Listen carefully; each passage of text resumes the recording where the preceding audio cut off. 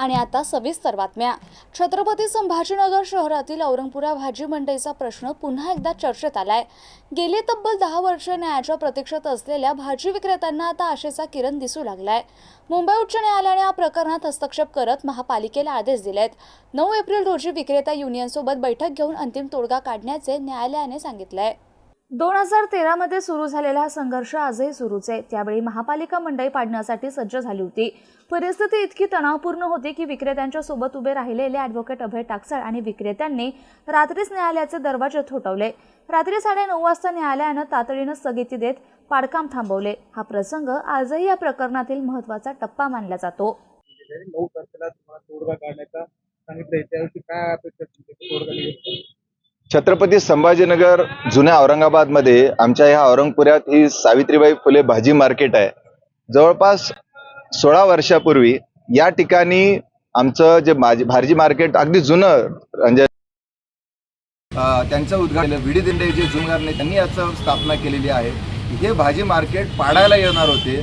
शनिवारच्या तारखेची नोटीस वर देऊन सोमवारी सकाळी पाडायला येणार होते। रविवारी आम्ही मुंबई उच्च न्यायालय खंडपीठ औरंगाबादमध्ये गेलो।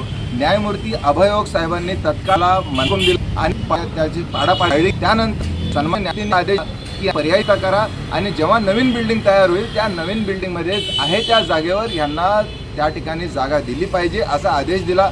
आठवड्यात ते बांधकाम पूर्ण होणार होतं। आता 8 वर्ष होऊनही ते पूर्ण झालेलं नाही। त्यामुळे न्यायालयाच्या आदेशाचा अवमान झालेला आहे अशी अवमान याचिका आम्ही दाखल केलेली होती। ही अवमान याचिकेमध्ये काल असा आदेश झाला की 9 एप्रिल रोजी युनियननी आयुक्तांनी युनियनसोबत चर्चा करावी आणि तोडगा काढावा।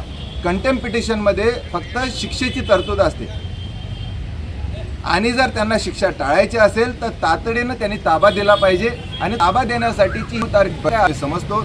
अजूनही महापालिकेकडून निमंत्रण मिळालेलं नाही। जर निमंत्रण मिळालं नाही तर आणणार नाही, गेलो ना तर न्यायालयात पुणे मला 9 तारखेत मीटिंग घ्या असं होतं। चॅनल मार्फत महापालिका आयुक्त जाणारे आणि येणारे दोघांना विनंती करतो की त्यांनी तातडीनं 9 तारखेला बैठक बोलावी आणि ताबा तातडीनं द्यावा, तरच न्यायालयाच्या आदेशाची अवमानाची जे काही परिणाम आहेत ते टळू शकतील अशी आपल्या चॅनल मार्फत मी आयुक्तांना विनंती करतो।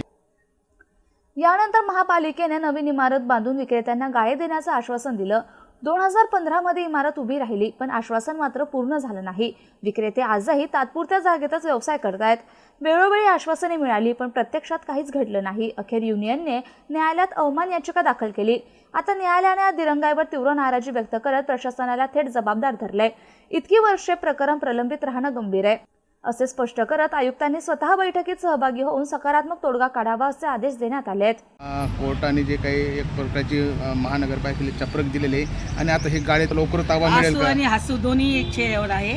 आनंदात आहे आणि खेदही आहे की जिथे म्हणजे 18 महिन्यात मार्केट तयार देणार होतं, आज त्याला 12-15 वर्ष झाली मार्केट पाडलं आणि पाडताना जो अतिरेकपणा केला त्यांनी त्याला तर आम्ही त्रस्त झालंच होतो। पण ठीक आहे, युनियन कोर्ट याच्याबरोबर पण आता तयार 8 वर्ष झालं अजूनही देणं ते आणि ताब्यात नाही देण्यासाठी अजून त्यांचं आणि काय चाललं, आमचं काय पैशाचा काय व्यवहार आहे, तुम्ही तुमचा व्यवहार करा पण आम्हाला त्रास देऊ नका ना।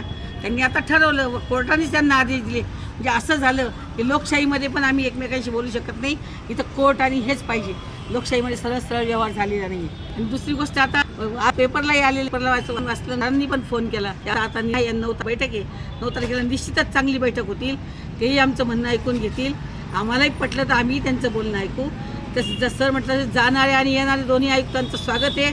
जाणाऱ्याचं पण त्यांनी अजिबात हे करून व्यवस्थित जरी आम्हाला त्यांनी जसं आम्ही जसं म्हणणं म्हणेल तसं त्यांनी ऐकावं आमचं म्हणणं आणि त्या पद्धतीने द्यावं। आमचं काहीच म्हणणं नाही, आम्ही त्याचा आनंद नंतर हे करू।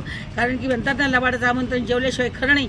माझा आम्ही आनंद करू असं की आला तू विरडलेले तू तर आनंद होईल। 9ची बैठक होईल तुम्ही शिकाल पण आमच्या आनंदात सहभाग तेव्हाच जल्लोष करू। आज करायचं होतं पण आम्ही नाही करणार कारण की आम्हाला माहिती आहे हे कितपर्यंत होईल आणि कितपर्यंत नाही होणार। ही महानगरपालिका आहे। त्यामुळे काय नाव तुमचं? मी सौ शशिकला खोबरे, युनियनची उपाध्यक्ष। 10 वर्षांच्या संघर्षानंतर आता औरंगपुरा मंडईतील विक्रेत्यांना न्याय मिळण्याची आशा निर्माण झाली आहे।